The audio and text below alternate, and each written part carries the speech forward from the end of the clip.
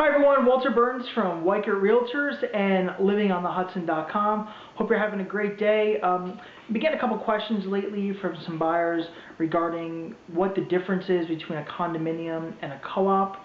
So I figured let me just take a few moments and I'll be happy to go over it here and hopefully educate some people out there. In a cooperative apartment or a co-op, the title to the land and the building is owned by a corporation. And buyers who buy into that building receive shares of stock.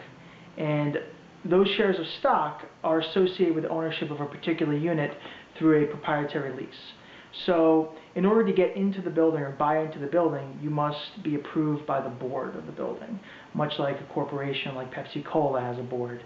Well, the building is a company and the board must approve all buyers. Now, I always get questions, well, why is that?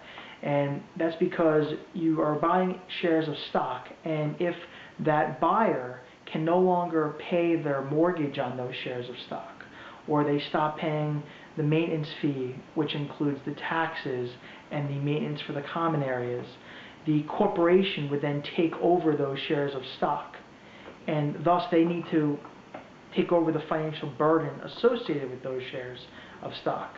So they screen the buyers that come into those buildings to make sure that that buyer has assets in place that allow them to live there.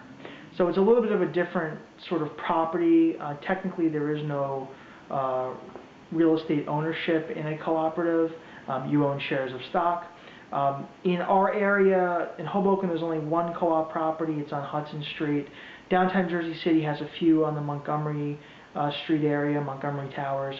And Guttenberg, North Bergen, West New York, Weehawken have a lot, and they're mostly located off of Boulevard East, and in some of the side streets there you have one building, the Versailles, which is 6600 Boulevard East.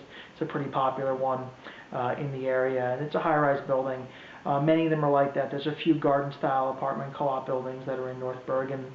But in a condominium, in a condo, the owner of that unit owns the unit, and they own the interior walls of the unit, floor to ceiling. So there is no board approval to get into it. It's real property and you own it. A condominium usually has a condominium ownership board, but that board usually exists for the purpose of maintenance and for common area maintenance and things like that. Oversee management company. If they need to replace the roof, all the ownership gets together to decide on how they're going to pay for that, and et cetera, et cetera. In a co-op, in a condominium, you own a percentage of common ownership in the building, and it's usually based off of how large or small your unit is. It's proportional to the square footage that you have. So if they need to do future repairs in the area, your percentage of common ownership determines how much or how little you will contribute towards that. The percentage of common ownership in a condo also is usually in line with your maintenance fees and how much or how little you pay. The major differences in a condo versus a co-op: condominium, you own the unit.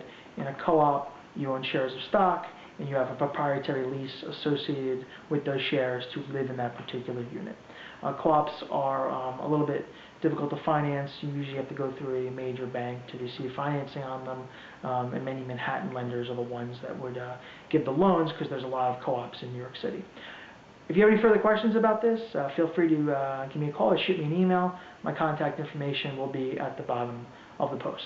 Once again, Walter Burns, Weichert Realtors, and livingonthehudson.com. Have a great weekend.